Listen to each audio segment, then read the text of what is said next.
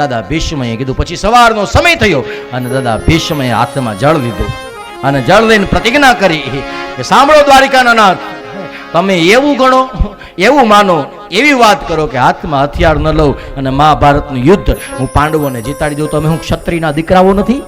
અમને બાંધતા નથી આવડતું, અમને લડતા નથી આવડતું, અમને ઝઘડતા નથી આવડતું? સાંભળજો, સાવધાન. દ્વારિકાના નાથ, તમને ચેલેન્જ આપું છું, તમને ચીમકી આપું છું, ચેતવણી આપું છું કે આજ સાંજનો સૂર્યાસ્ત થાય એ પહેલા જો દ્વારિકાના નાથ તારા હાથમાં હથિયાર નો લેવરાવું તો લાજો ગંગામાં, શાંતનું સૂત નો કહેવું, મારી માં ગંગાનું ધાવણ લાજે અને શાંતનુનો દીકરો મટી જાવ જો રાત પહેલા તને નો દોડાવું. અને પછી એ લટ બાંધી અને દાદો ભીષ્મ પછી ભગવાન એને ડોળા કાઢ્યા. અમુક માણા ડોળા કાઢે ને કાઢે ત્યારે સમજી જાવ, અમુકને બોલવું ન પડે, હામું જોવે ત્યારે કાંઈક નું કાંઈક થઈ જાય ભગવાન. અમુક માણસની નજર એટલી ઝેરી હોય, એ જોવે તો નાશ થઈ જાય, વિનાશ થઈ જાય ભગવાન. અને પછી દાદા ભીષ્મ એક પછી એક આમ બાણોની લાઈન કરી. દાદા ભીષ્મની હામું જોઈને અર્જુને દ્વારિકા વાળાને કીધું, દાદો ખીજાણો છે, દાદાનો મૂડ બગડ્યો છે. અર્જુનને દ્વારિકાના નાથે કીધું, હેઠો બેસી જા, દેખાવા નહીં દેતો તું ક્યાં છો. પાંડવોને કીધું, આઘા રહેજો, આજે તમારા બાપુજી ખીજાણા છે એ કોઈના હાથમાં નથી રહેવાના. આ દાદો આજ કલર અલગ છે, એનો આજ એનો રંગ અલગ છે, આજ એને જુવાની ચડી છે, ને જુવાનીમાં આની હું તાકાત છે મને એકલા, તમને કોઈ નથી ખબર. ભાગો બધાય, આઘા જો, રથમાં હંતાઈ જાઓ, મોઢા અધર કરતા નહીં, બાણ તો હાથમાં લેતા જ નહીં, આજ ખાલી બચવાનું છે. અને બપોર થયું ને ત્યાં તો હતું નહોતું બધું કરી નાખ્યું. પછી રથનું પૈડું ખૂતી ગયું હતું, હાથમાં રથનું પૈડું લઈ અને દ્વારિકાનો નાથ દોડ્યો અને દોડીને જ્યાં દ્વારિકાના નાથે આમ બાણ દ્વારા ભીષ્મ ઉપર છોડવા માટે રથ આમ મૂક્યું, ત્યાં તો દાદા ભીષ્મે રથ સામે બાણ મૂકી દીધું. માર નથી બાંધવું.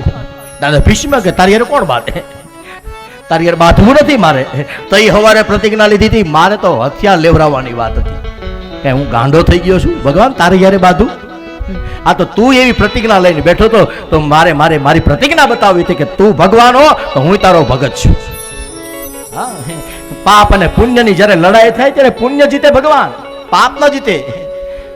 કચ્છના જેસલનું દ્રષ્ટાંત, દરિયામાં નાવડે આમ થતી હતી ને પછી આમ ડૂબતી આમ થતી હતી, એટલે જેસલે તોરલની આમ હાથ જોડે મરી જવાના, મરી જ જવાના. અને ત્યારે તોરલે કીધું, નહીં મરીએ. તરવાના તો નથી. જેસલ કે કેમ? મેં પાપ એટલા કર્યા છે ને કે આ ઊંધી જવાની છે, પાકી વાત છે. અને ત્યારે તોરલને જ્ઞાન હુજ્યું, ત્યારે તોરલે જેસલને કીધું, તને તારા પાપ બચાવે ને તો મને મારા પુણ્ય બચાવે, મને ભરોસો છે મારા કર્મ ઉપર કે આ નાવડી આજ ન ડૂબે, હું તો બચવાની છું, તારું નક્કી નથી, તું મરી જવાનો છે. એ કે મારે ન મરવું હોય તો હાલ. પાપ તારું પ્રકાશ જાડેજા, ધર્મ તારો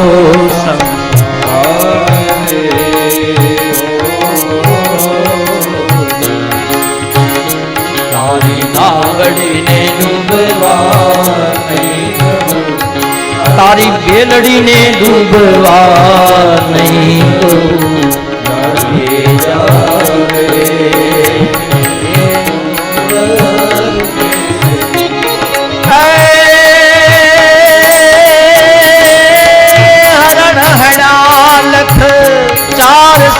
રાણી હરણ હેડા ચાર રે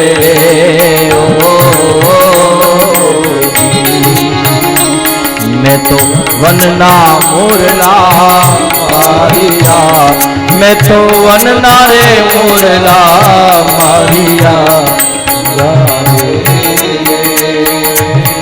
એમ જેસલ કે ઓજી રે જાડે જો કેશરી, હેજી રે તોરલને જેસલે કીધું, પાપ તો ગણાવા બેસીશ ને તો એક જિંદગી નીકળી જાય, એટલા પાપ કર્યા છે. પણ જેસલને તોરલે કીધું છે કે યાદ કરીને, હા ઈ તો મેં પાપ કર્યા છે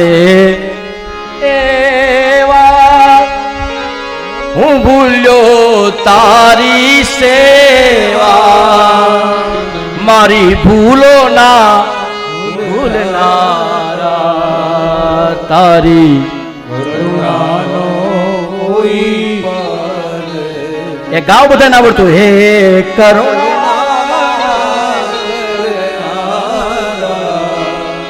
હરી કરુણા, એટલે તો કર્પૂર ગૌરમ કરુણાવતારમ સંસાર સારમ બુદ્ધ કેન્દ્રારમ સદા વસંતમ સદા વસંતમ હૃદયારવિંદે. ભગવાન હૃદયની અંદર જે પ્રકાશિત છે સદા, અને ક્યારેક ક્યારેક નહીં, 24 hours 365 day, every second, every minute, every position, every situation, બધી પરિસ્થિતિમાં દરેક ક્ષણે દરેક પળે મારા ને તમારી અંદર ભગવાન રહે છે.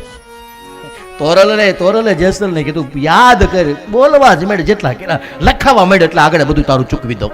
અને પછી લખાવ્યા હરણ હૈણા લખચાન, વનના મોરલા માર્યા, મોડ બંધા માર્યા, ગાવડિયું મારીને તળાવ તોડ્યા, લાયન કરી દીધી. પણ ત્યારે એમ કીધું કે આ અંત સમયનું પ્રાયશ્ચિત છે ભગવાન. અને પ્રાયશ્ચિત ભગવાન માણસને મહેનત કરવી પડે, સંતોને તો ખાલી દ્રષ્ટિ કરવાની હોય. હા, આપણે ઉજાગર કરવાનો, સંતોને ખાલી આંખનો પલકારો ઠેલો.